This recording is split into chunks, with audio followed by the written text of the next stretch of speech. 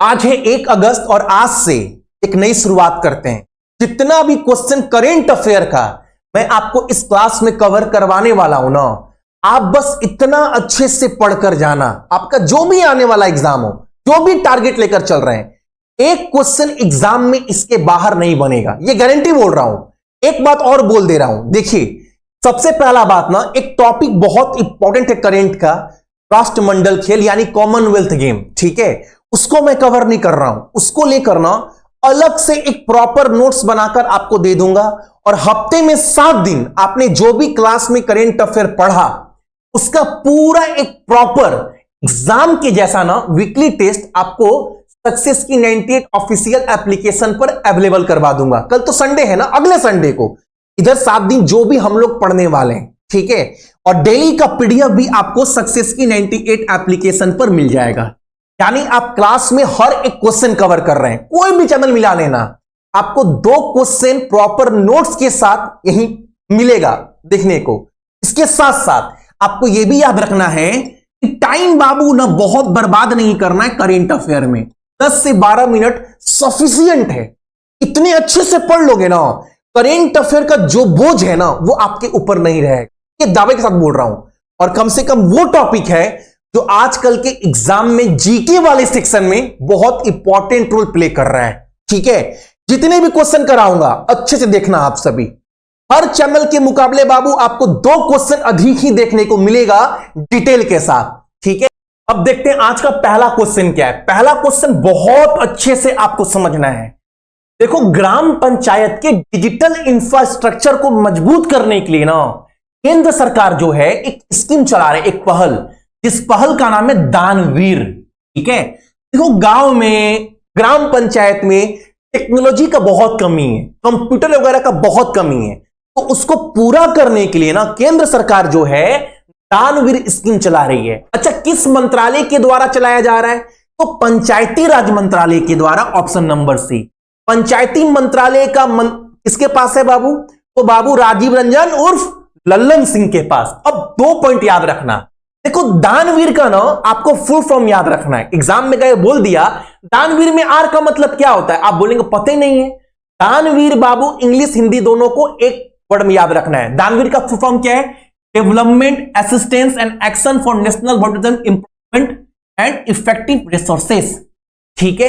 ये full form आपको याद रखना है दानवीर का। दूसरा पॉइंट देखो, जो ये दानवीर पहल चलाया जा रहा है, इसका विषय क्या है? सबका साथ सबका विकास, ठीक है। बाकी तो आपको बता ही चुका हूं इसका गोल क्या है, गांव के विकास के लिए, ठीक है। अब अगला क्वेश्चन हमारे सामने क्या है? पिमको आईसीएस सी फेयर वर्कफोर्स रिपोर्ट 2026 के अनुसार भारत दुनिया में सी फेयर्स नाविक का सबसे बड़ा आपूर्तिकर्ता है। अब इस क्वेश्चन को समझना, एग्जाम्पल के तौर पर समझो। मान लो आप सुने होंगे ना, समुद्री जहाज पर लोग जाते हैं, मर्चेंट नेवी, वहां पर इंजीनियर भी होता है, डॉक्टर भी होता है, वर्कर भी होते हैं, कैप्टन भी होता है। एग्जाम्पल के तौर पर समझो, मान लो ये इंडिया का जहाज है समुद्र में, है, और ये मान लो बाबू अमेरिका का है। तो सबसे काबिल वर्कर, सबसे पढ़े लिखे वर्कर किस देश का है, ये बोल रहा है। तो सबसे पढ़े लिखे बाबू इंडिया का। तो ऐसे इंडिया का स्थान क्या है वर्ल्ड में? तो इंडिया का स्थान दूसरा है। तो आप बोलेंगे भैया सबसे अच्छे वर्कर कहां के हैं? तो 1 नंबर पर फिलीपींस है, फिलीपींस, और 3 नंबर पर चाइना, और 2 पर कौन है? तो 2 पर आपका इंडिया है, ठीक है। अगला क्वेश्चन हमारे सामने क्या है? देखो, India medical device 2026, India medical device 2026 का 9वां संस्करण ना, इसका आयोजन नई दिल्ली में हो रहा है, विज्ञान भवन में, ठीक है। और इसको आयोजन कौन कर रहा है? इसका आयोजक कौन है? आपने तो सुना इंडिया मेडिकल डिवाइस 2026 का 9वां संस्करण का जो आयोजक है वो फिक्की है, और कौन है? तो फार्मास्यूटिकल विभाग है, ठीक है। ये दोनों मिलकर ना इंडिया मेडिकल डिवाइस 2026 का मतलब आयोजक कर रहे हैं, ठीक है। अब एक बात समझना भैया, इसमें होगा क्या इंडिया मेडिकल डिवाइस में? देखो, मेडिकल के क्षेत्र में जितने भी डिवाइस है, एमआरआई स्कैन हो गया, जितने भी मशीन वगैरह है, सबका प्रदर्शनी लगेगा इस मेले बोल सकते हो, ठीक है, सम्मेलन बोल सकते हो। अगला क्वेश्चन हमारे सामने क्या है? अगला क्वेश्चन याद रखना, केंद्र संचार मंत्री श्री ज्योतिरादित्य सिंधिया ने एशिया का सबसे बड़ा digital technology forum India mobile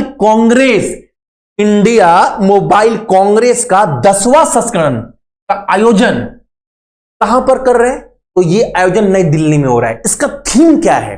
सबसे पहले बात याद रखना, इंडिया मोबाइल कांग्रेस का 10वां एडिशन का उद्घाटन कौन किया है? ज्योतिरादित्य सिंधिया।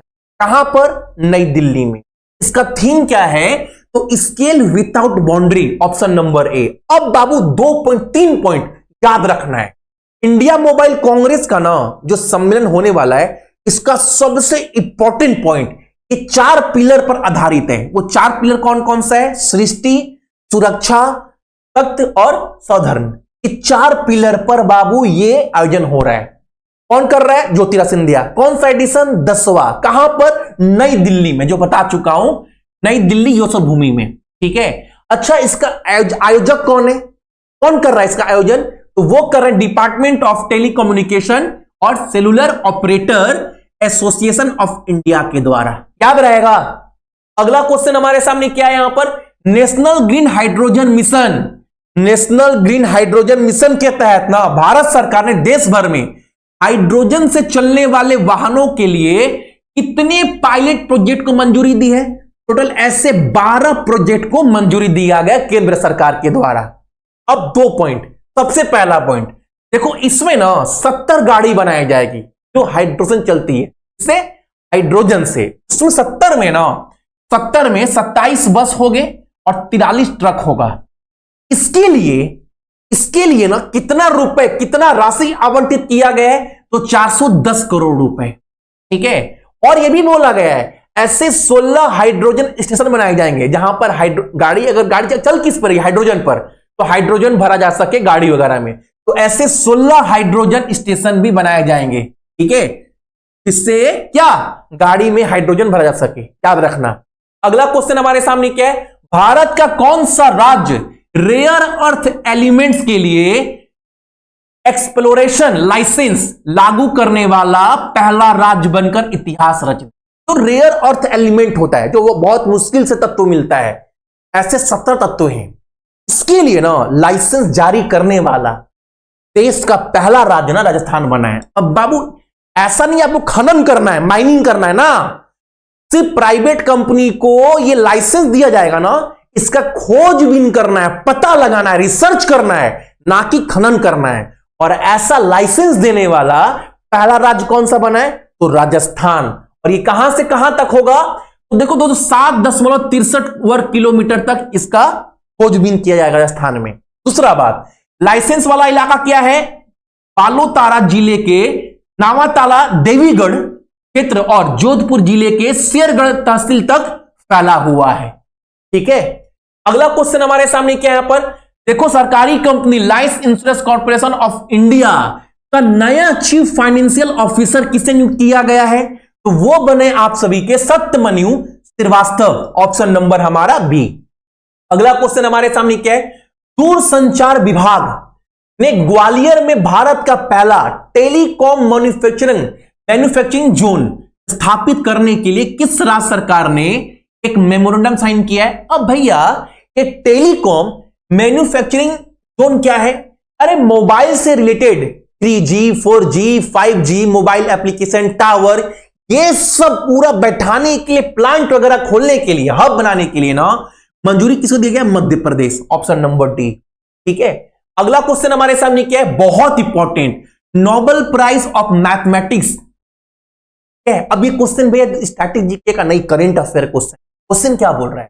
निम्नलिखित में से किस पुरस्कार को लोकप्रिय रूप से गणित का नोबेल पुरस्कार कहा जाता है? तो फील्ड मेडल को। ये 40 साल से कम उम्र के लोगों को दिया जाता है हर 4 साल के अंतराल पर, हर 4 साल के गैप पर, 4 ईयर के गैप पर। ये चर्चा में क्यों है? क्योंकि इस बार दिया गया है 4 लोगों को। वो 4 लोग कौन कौन है? तो यू डेंग, जॉन पैडन, जैकब, टिमरमैन और होंग वांग, ये 4 लोगों को ये अवार्ड दिया गया है। ये याद रखना है। अगला क्वेश्चन हमारे सामने के, हाल ही में कोची शिपयार्ड लिमिटेड के द्वारा भारत नौसेना के लिए लॉन्च किए गए 7वें anti submarine warfare shallow water craft का नाम क्या है? अच्छा, इसको बनाया कौन है? तो आपने देखा होगा कोची शिपयार्ड लिमिटेड के द्वारा। इसका नाम क्या है? इसका नाम दिया गया मछलीपट्टनम, ऑप्शन नंबर सी। ठीक है, अगला क्वेश्चन हमारे सामने क्या है? चीन के हंगाओ में आयोजित 26 शूटिंग वर्ल्ड कप में महिलाओं की 25 मीटर एयर पिस्टल स्पर्धा में भारत के लिए स्वर्ण पदक कौन जीता है? ईसा सिंह, ऑप्शन नंबर हमारा ई। अगला क्वेश्चन हमारे सामने बहुत इंपॉर्टेंट क्वेश्चन, अच्छे समझना। बोला है कर्नाटक सरकार की उस एडवाइजरी के लिए कौन सा एक्ट कानूनी आधार प्रदान करता है जिससे स्कूल के पास HFSS, इसका मतलब क्या है? हाई फैट शुगर सॉल्ट, जिस खाने में फैट ज्यादा हो, चीनी ज्यादा हो, नमक ज्यादा हो, फूड की बिक्री पर रोक लगाने की बात कही गई है। कर्नाटक के द्वारा एडवाइजरी जारी किया गया है। अगर मान लो स्कूल कॉलेज है और उसके 50 मीटर के दायरे में या स्कूल के बाहर ऐसा कोई भी खाना नहीं मिलेगा, पूरी तरह से प्रतिबंध बैन लगा दिया गया है जिसमें हाई फैट हो, शुगर हो, सॉल्ट हो। तो ये किस एक्ट के तहत? Food safety and standard act 2006 के तहत। अगला सवाल अगला क्वेश्चन हमारे सामने क्या है? आर्टिकल के अनुसार वेस्टर्न घाट ESA यानी पर्यावरण की दृष्टि से संवेदनशील क्षेत्र के लिए WGEEP यानी पश्चिमी घाट प्रसिद्ध विशेष पैनल, इसको गडगिल भी बोलते हैं। पता है आप सभी को? ये जो WGEPP है ना, वेस्टर्न घाट इकोलॉजी एक्सपर्ट पैनल, इसको गडगिल भी बोलते हैं। गडगिल क्यों बोलते हैं? इसका जो चेयरमैन है ना, वो माधव गडगिल है। इसका चेयरमैन कौन है? इसका चेयरमैन है आपका माधव गडगिल। ठीक है, इसीलिए इसको गडगिल भी बोला जाता है। इस सिफारिश के तहत कितने जिले आते हैं? आपको पता है जो पश्चिमी घाट है भारत के 6 जिलों में, 6 राज्य में फैला हुआ है। कौन कौन सा? महाराष्ट्र, गुजरात, गोवा, केरला, कर्नाटक, तमिलनाडु। इस 6 जिलों में ना 44 जिले ऐसे, 6 राज्य में 44 जिले ऐसे हैं जहां पर एकदम प्रतिबंध लगा दिया गया है।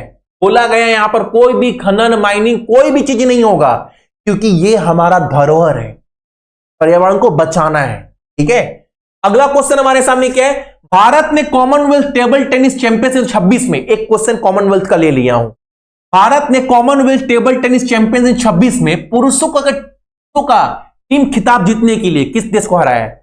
देखो, कॉमनवेल्थ में टेबल टेनिस में भारत रहा है विजेता। किसको हराकर? 3-2 से मलेशिया को हराकर। ठीक है, तो ये था आपका 1 अगस्त का क्वेश्चन, जो कि 14 क्वेश्चन करवाए। अब 2 अगस्त का क्लास भी आपको कल रात को मिलेगा, नहीं, कल 2 अगस्त का क्लास भी ना आपको सुबह 7 बजे मिलेगा इस चैनल। ठीक है, बाकी क्लास अच्छा लगा हो एक लाइक कर देना आप सभी लोग। जून जुलाई करंट अफेयर आपको एप्लीकेशन पर 2 से 3 दिन के अंदर वो अपडेट मिल जाएगा। जून तो आज ही कर दूंगा अपडेट। ठीक है।